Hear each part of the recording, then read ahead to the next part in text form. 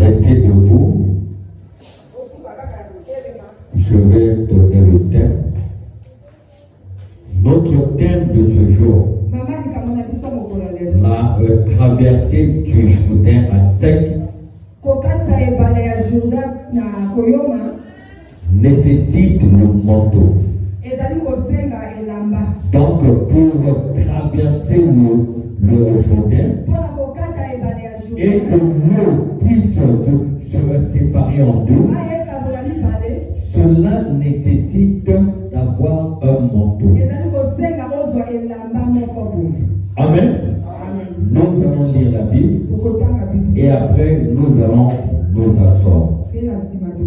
2 Rois 2, 8 à 14. On peut lire. 2 Rois 2, 8 à 14. 2 Rois 2, 8 à 14, parole de l'Éternel. Amen.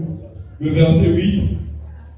Alors Élie prit son manteau, le roula, et en frappa les eaux, qui se partagèrent ça et là, et ils passèrent tous deux à sec. Lorsqu'ils eurent passé, Élie dit à Élisée, demande ce que tu veux que je fasse pour toi, avant que je sois enlevé d'avec toi. Élisée répondit, qu'il y avait sur moi, je te prie une double portion de ton esprit. Élie dit, tu demandes une chose difficile, mais si tu me vois pendant que je serai enlevé d'avec toi, cela t'arrivera ainsi. Sinon, cela n'arrivera pas. Comme ils continuèrent à marcher en parlant, voici un char de feu et des chevaux de feu les séparèrent l'un de l'autre. Et Élie monta aux cieux dans un tourbillon. Élisée regardait et criait, mon père, char d'Israël et sa cavalerie. Et il ne le vit plus. Saisissant alors ses vêtements, il les déchira en 2 morceaux. Et il releva le manteau qu'Élie avait laissé tomber. Puis il retourna et s'arrêta au bord du Jourdain.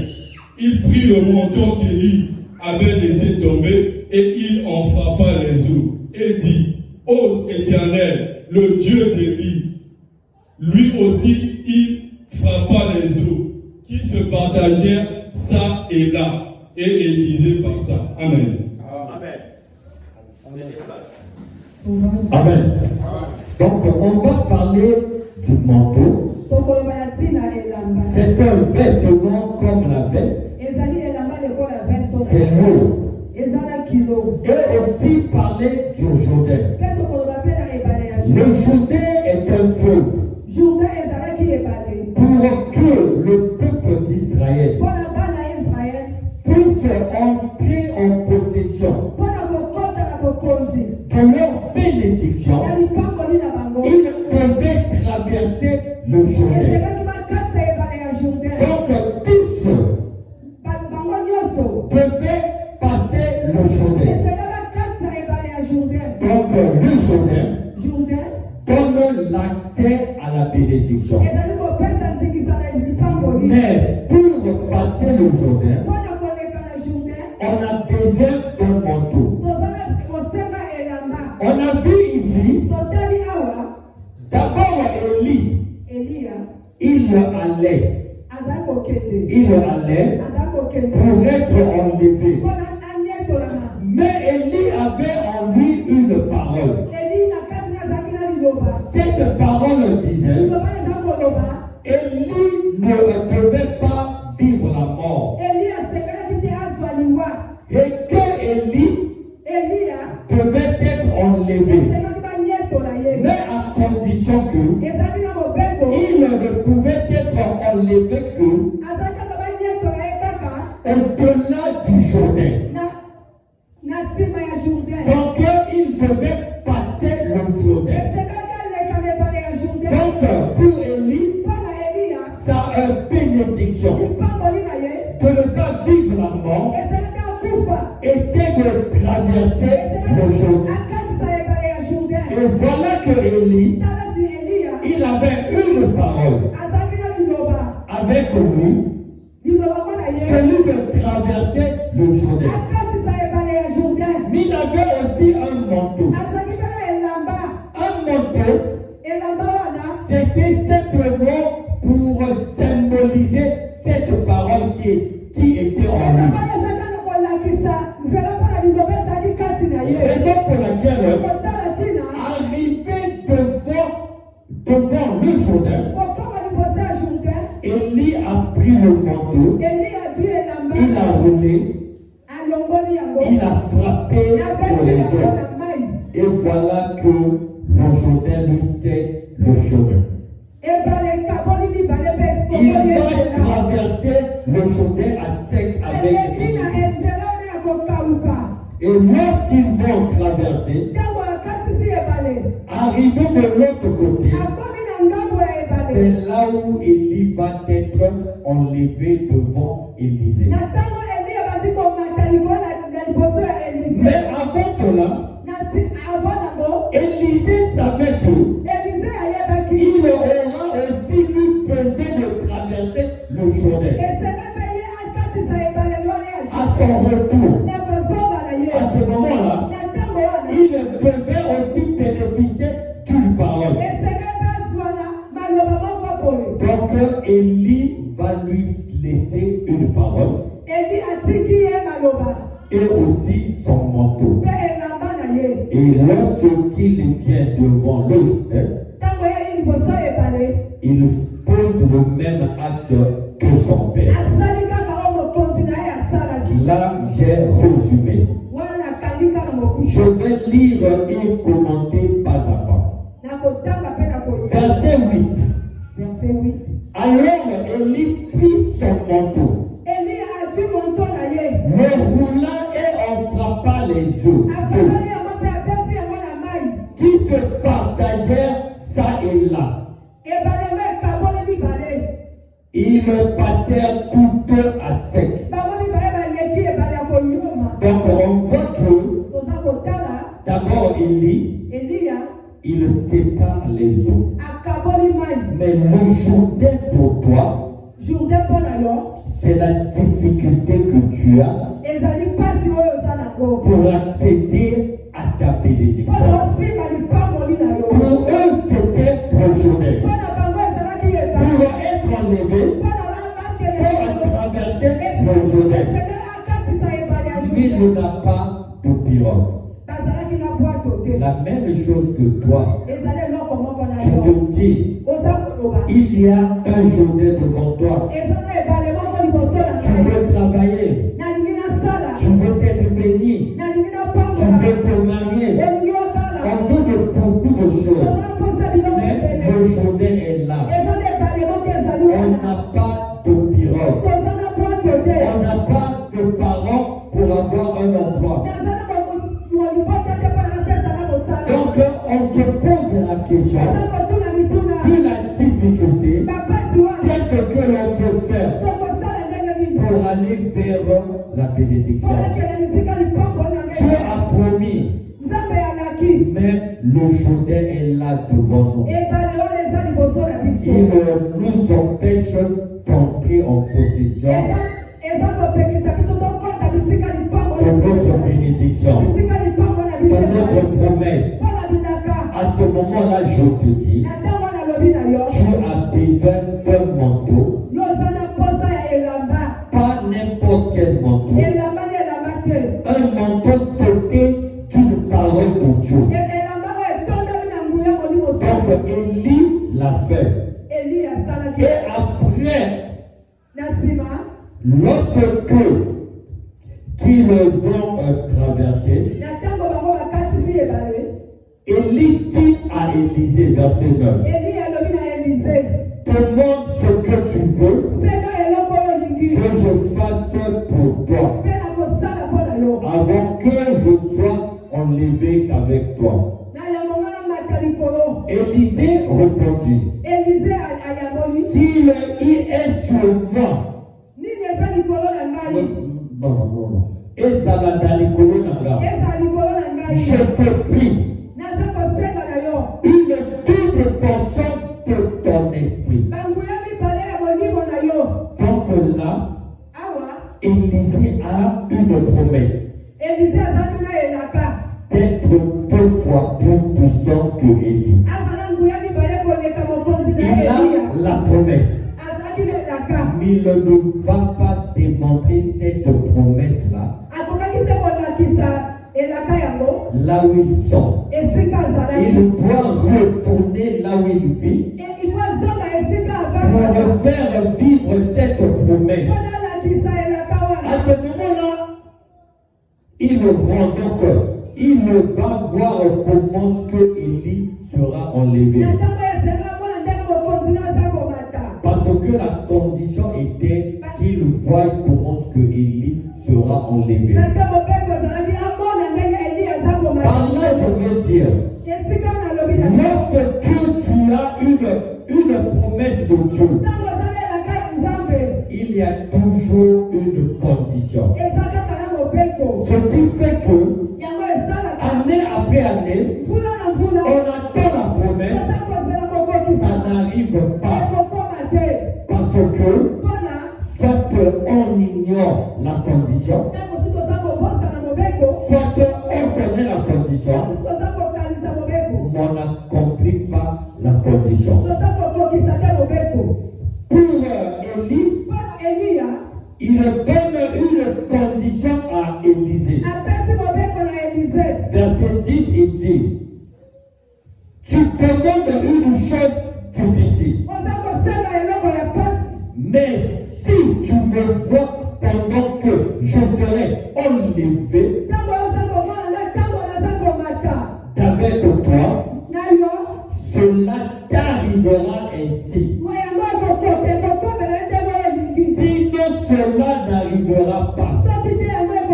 Donc, les chrétiens sont là. On ne fait que proclamer les promesses de la Bible. Proclamer les promesses de la Bible. Mais l'on ne se pose pas la question de savoir quelle est la condition. Je vais vous donner la condition aujourd'hui. D'abord. Donc ici là, Élisée avait une condition. Donc s'il ne voyait pas comment que Élie était enlevé, il ne devait pas recevoir la promesse. Raison pour laquelle tu as besoin d'interroger le Saint-Esprit. Demandez au Saint-Esprit. Je prie. Il y a tes promesses. Mais je ne vis pas cela. Quelle est la condition? Et le Saint-Esprit, qui est fidèle, va te révéler la condition si tu ne le connais pas. Ou encore te le rappeler si tu ne le sais pas. Verset 12. Lorsque Élie était monté au ciel, encore lorsque Élie montait au ciel, Élisée cria, mon père, char d'Israël. Et sa cavalerie. Non, et la cavalerie, ce sont ceux qui sont sur les chevaux. D'accord. Tout ce, donc, son équipe, disons. Il me vit. Non. Il ne le vit plus. Élie est parti. Saisissant alors ses vêtements, il déchira en 2 morceaux. Ici, là, il y a révélation. Élie monte au ciel. Il laisse tomber le manteau. Élisée ne va pas directement prendre le manteau. Il déchire ses propres vêtement pour prendre le manteau d'Élie. Ça veut dire, lorsque tu as la promesse de Dieu, tu t'attaches à ton Dieu, tu oublies ce que tu es, tu as tes yeux en toi, tout ce qui est incrédulité, tout ce qui est mauvais comportement. Donc il a déchiré comme un signe de repentance. On n'attend pas la promesse sans être repenti. Il faut te repentir. Raison pour laquelle Élisée déchire ses vêtements. Symbole de sa repentance. Mais les chrétiens attendent la bénédiction de Dieu. Ils attendent la promesse. Ils ne changent rien de leur vie. Ils ne déchirent même pas leur défaut. Et voilà qu'il prend le manteau de son père. Le verset 14 dit, lorsqu'il arrive devant les eaux du Jourdain, il a certes le manteau, il a aussi une parole. Quelle est la parole qui était liée à ce manteau? Il dit, où est l'Éternel, le Dieu d'Élie? Lui aussi, il ne frappa les eaux qui se partageaient ça et là. Et Élisée passa. Donc Élisée avait une parole en lui. Cette parole, c'est que il avait levé le doute de la puissance d'Élie.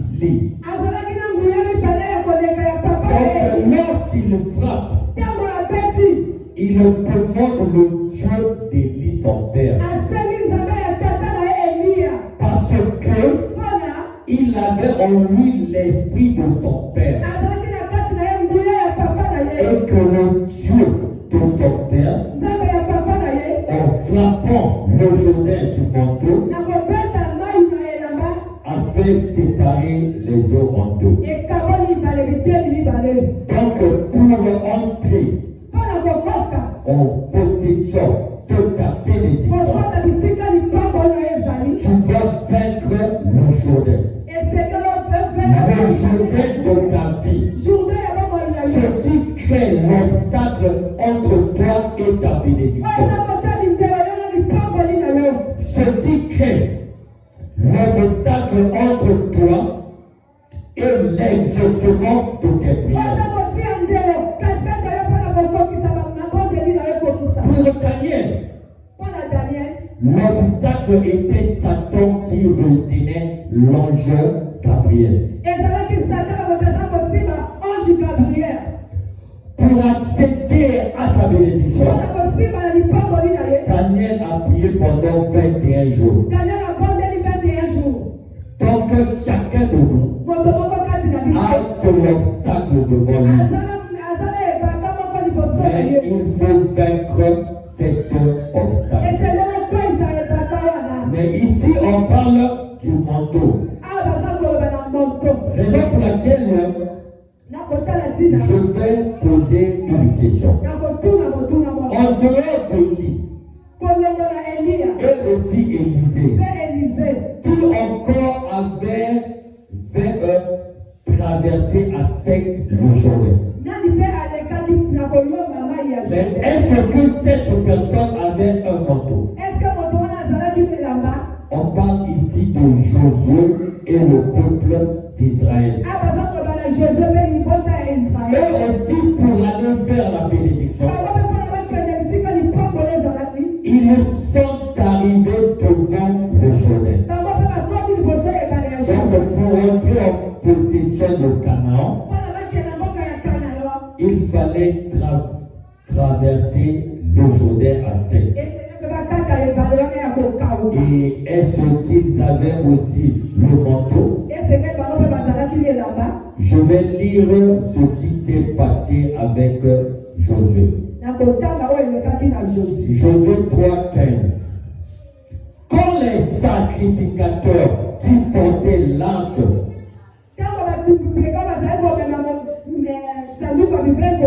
furent arrivés au Jourdain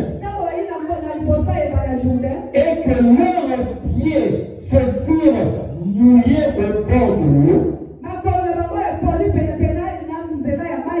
le Jourdain regorge par-dessus toutes ses rives. Donc, le Jourdain s'est divisé, donc séparé en deux. Et le peuple d'Israël est passé. Quel a été le manteau ici? Le manteau, c'était les pieds de ceux qui portaient l'arche. Dès que ces gens-là ont touché l'eau, comme le manteau d'Élie avait touché l'eau, le Jourdain s'est séparé en deux et a créé un passage à sec. Pourquoi? Parce que ces choses-là portaient l'arche. Et l'arche, c'est la parole de Dieu. Donc, ils avaient une parole. Ils se servaient eux-mêmes de manteau. Parce que le manteau est physique. Mais le miracle vient de la parole. Le miracle ne venait pas du manteau, mais de la parole qui accompagnait le manteau. Comme ces choses-là transportaient la parole de Dieu, ils étaient comme des manteaux ou encore un manteau. Et dès que le manteau est doté d'une parole et que le manteau touche les eaux du Jourdain, le Jourdain crée le passage. Donc ce qui retient le Jourdain, c'est l'arche. C'est l'arche qui est la parole de Dieu, qui a créé le chemin. Parce qu'on pouvait changer de personne. C'est que ces personnes-là porteraient l'arche. Le Jourdain obéit à la parole de Dieu pour posséder le passage, pour aller prendre ta bénédiction. Donc pour Josué, le manteau était ce qui transportait l'arche.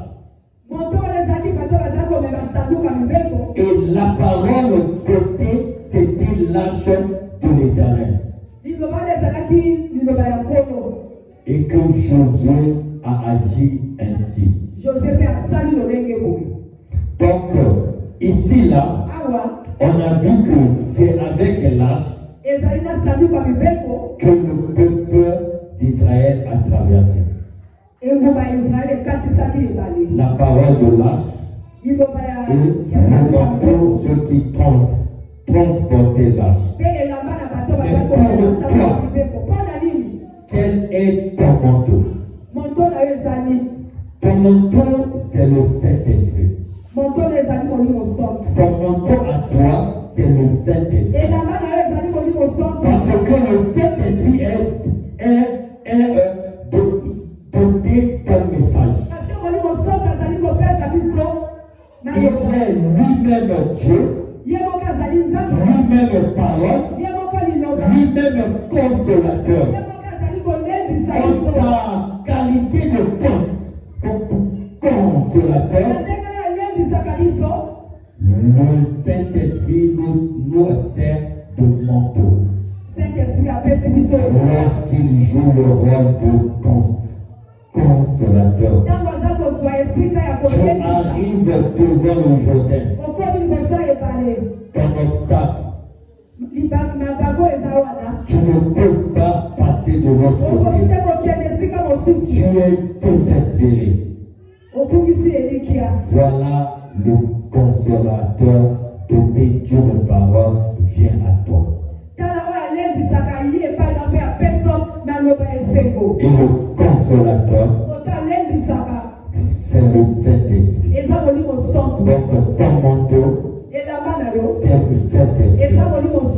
Le manteau à tous ici, c'est le Saint-Esprit. Mais la différence entre nous, ce n'est pas avec la même parole que le Saint-Esprit se dote pour traverser ton chemin. Donc le Saint-Esprit, il est disponible comme un manteau pour te faire traverser le chemin. Mais la parole est individuelle. Pour Josué, la parole était fortifie-toi. Alors l'Éternel, moi je suis avec toi. Pour Élie, c'était va au-delà du Jourdain, tu seras enlevé. Pour Élisée, c'était tu as la double portion de l'esprit de ton père Élie. Donc le Saint-Esprit est disponible pour tous. Mais le message qu'il doit prendre pour traverser le Jourdain dépend de toi. Parce qu'on n'a pas tous la même situation. Ce message doit être un passage biblique. Que toi, tu vas t'en servir pour libérer la parole sur le manteau qui est le Saint-Esprit. Tu cherches n'importe quel passage de la Bible selon ton cas. Et voilà, tu t'appuies sur ce passage pour rappeler à Dieu ce que tu as besoin. Par exemple, l'aveugle Bartimée n'a pas demandé d'avoir un enfant. Il a dit, fils de David, aie pitié de moi. C'était ça sa parole. La femme qui avait la perte de sang, elle avait aussi une parole. Elle a dit, si seulement je peux toucher le bout de son vêtement. Et que Anne aussi avait sa parole. Si tu me donnes un enfant, je vais me consacrer à toi. Et les chrétiens d'aujourd'hui prient sans avoir une parole. Or, cette parole-là, ça s'appelle le point de contact. Donc, pour accéder à quelque chose, arracher quelque chose de Dieu, tu as besoin d'un point de contact. Tu cherches une parole de la Bible qui peut donner solution à ton problème. Ne prends pas le passage de l'autre. Parce que ce passage, tu ne pourras pas le citer comme récitation. Ça doit toucher ton cœur. Et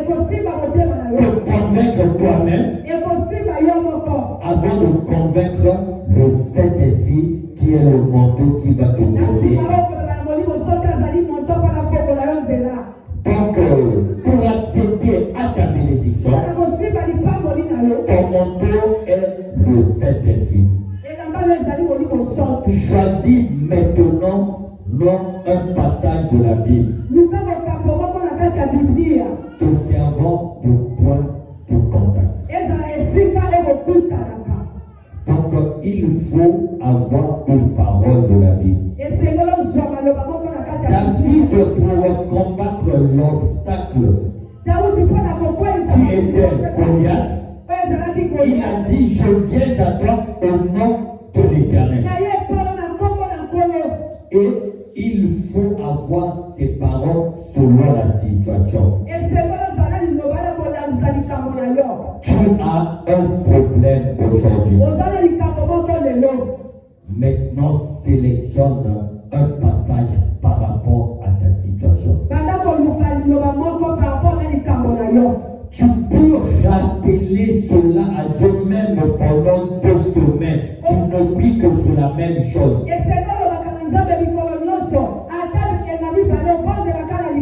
Daniel a prié pendant 21 jours pour le même thème. Donc tu rappelles que tu as dit dans ta Bible. La Bible dit, je veux vivre cela. Et sauf, avant d'utiliser une parole, cherche à savoir quelle est la condition. Mais pour la condition, je vais vous le dire. Donc, on te consacrons sur 1, 2 ou 3 versets bibliques. Tu vas condamner la réalité de ta vie. Bartimée a condamné la réalité de sa vie. Il a su que pour voir, Jésus doit avoir pitié de moi. Donc, ton point de contact peut aussi être une prière de supplication. Tu vas passer 2 semaines à pleurer à Dieu. Bartimée a dit seulement, écoutez-moi. On voit tout ce que on arrête, il continue.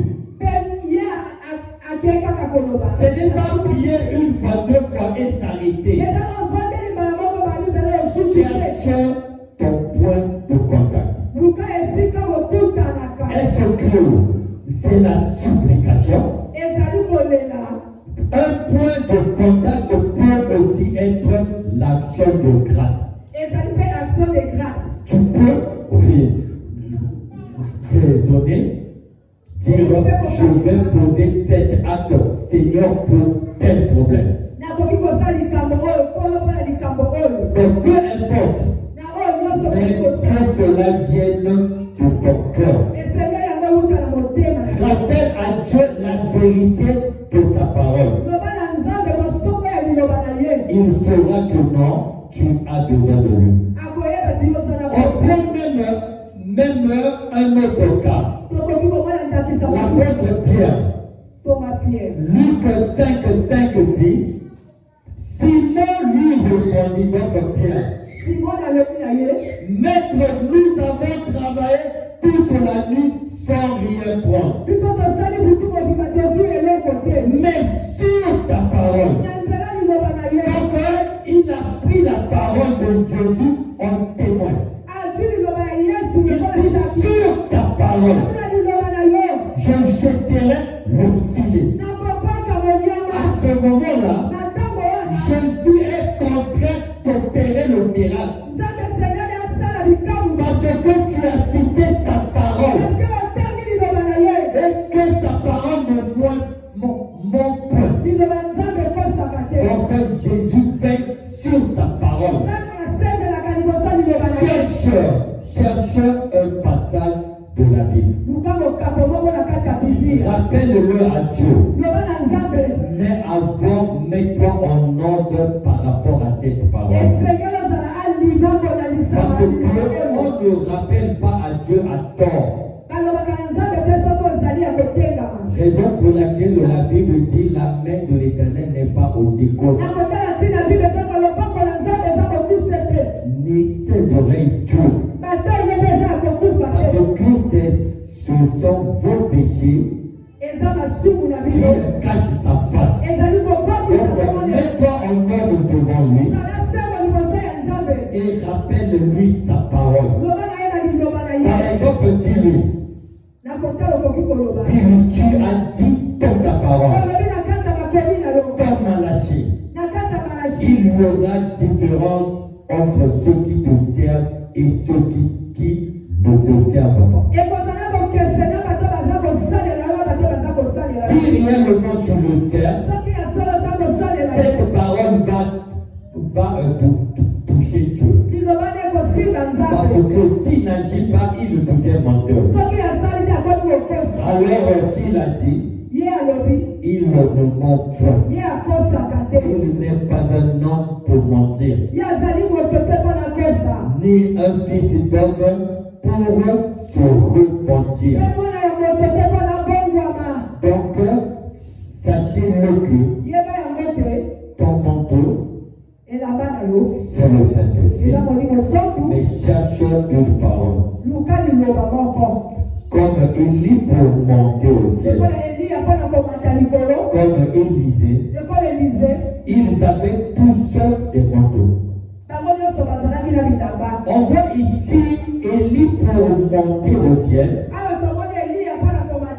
Il laisse tomber un manteau doté d'une parole qui donne à Élisée la double portion de son esprit. Mais Jésus, pour monter au ciel, il a dit, je m'en vais au Père, je vous enverrai le Saint-Esprit. Donc le manteau que Jésus nous laisse, c'est le Saint-Esprit. C'est le Saint-Esprit qui est le manteau que Jésus nous laisse.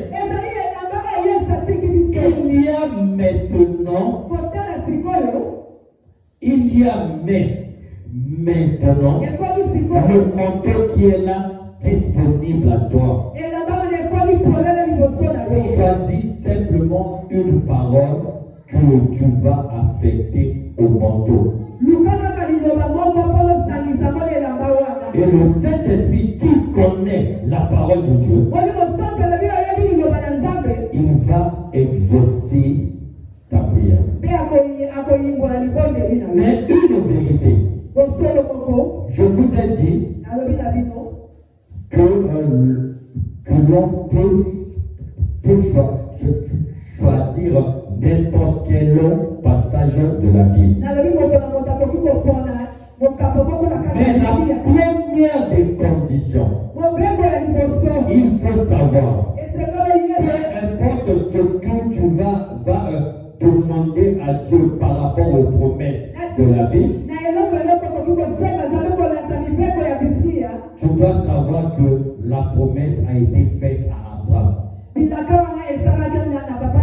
Donc lorsque tu réclames les promesses de la Bible,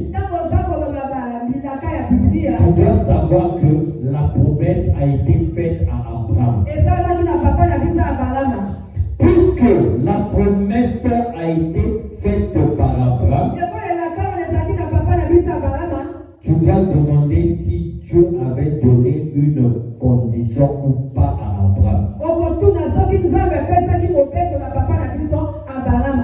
Parce que tout dépend de lui. On va lire la condition que Dieu avait donnée à Abraham concernant la promesse. Genèse 18, 18 à 19. Genèse 18, 18 à 19. Abraham deviendra certainement une grande et puissante nation. Donc ici, c'est la promesse. Abraham, donc nous serions forts, puissants. Mais la Bible ne s'arrête pas sur la promesse.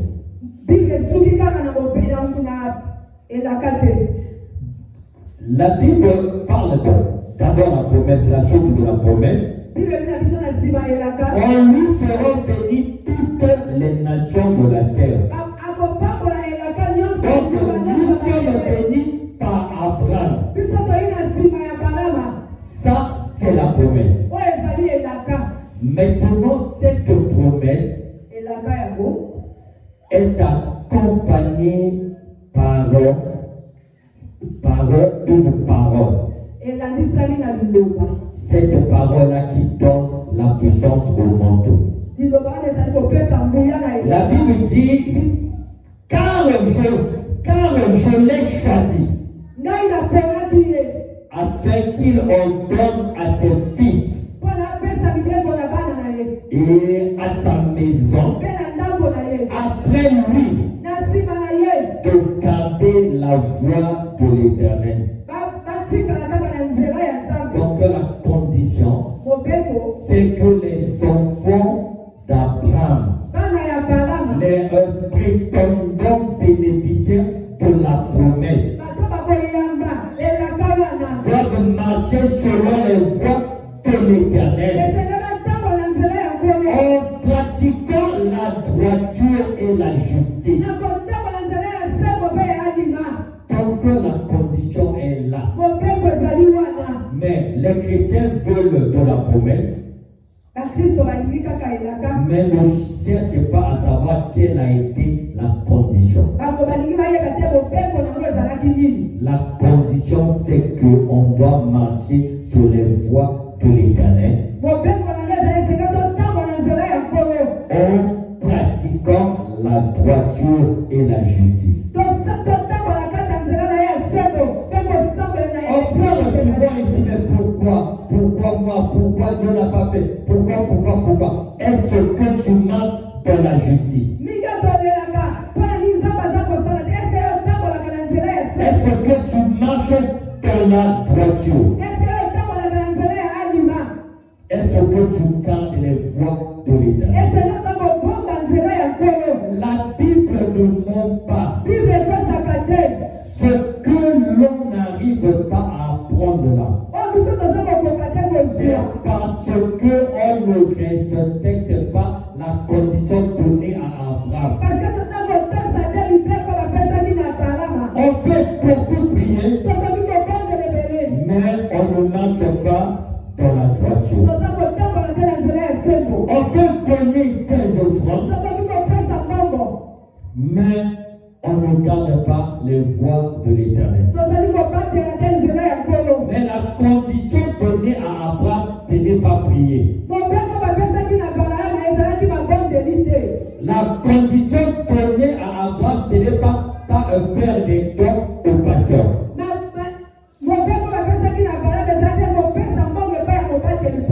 Mais c'est garder la voie de l'Éternel, pratiquer la droiture et la justice.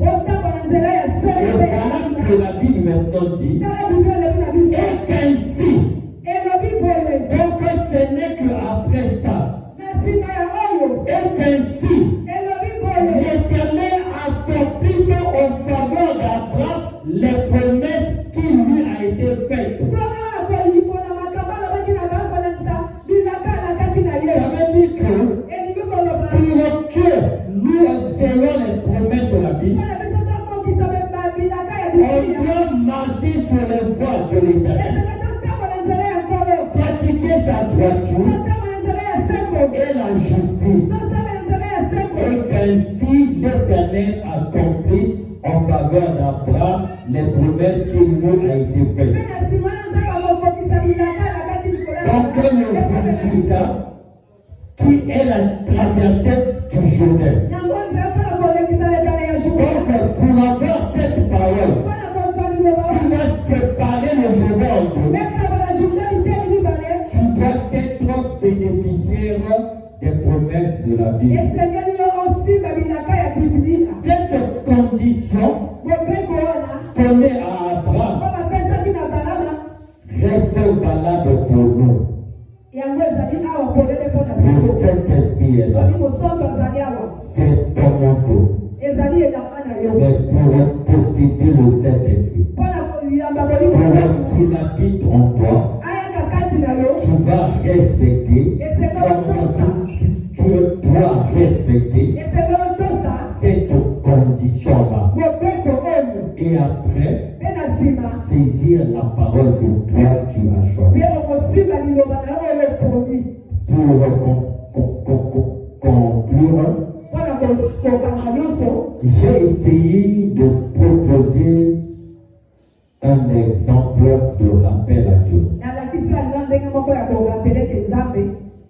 Ceux qui n'auront pas eux-mêmes leur propre verset biblique à rappeler à Dieu pourront utiliser ce que je vais donner. Ou encore s'inspirer de cela pour avoir ton propre message ou encore tes propres versets. Le Saint-Esprit est là comme un manteau.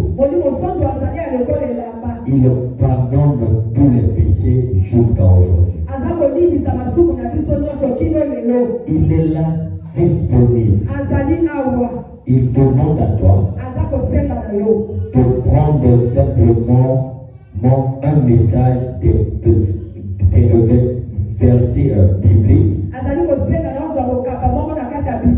qui vont te servir de point de contact.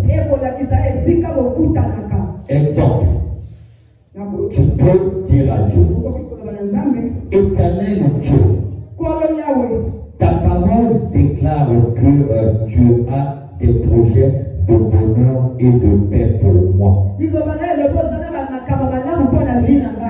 Mais ma vie n'est que misère. Si je ne suis pas concerné par cette parole de bonheur et de paix, si ma conduite, fais-moi miséricorde. Fais-moi miséricorde sans voir mes défauts. En ta qualité de maître des temps et des circonstances. Fixe par miséricorde, par compassion et par amour, la date de ma bénédiction. Et crée la circonstance de l'opportunité de ma vie. Car l'amour pardonne tout, supporte tout. Amen, acclamons. Donc ici, là, tu vas rappeler à Dieu qu'il est amour. Tu te reconnais pécheur. Tu lui dis, si je ne mérite pas les projets de bonheur, mais au moins, fais-moi miséricorde. Parce que tu es amour. Et l'amour dit, non, et la Bible dit, l'amour pardonne tout. Et l'amour supporte tout. Si nous les hommes, nous pouvons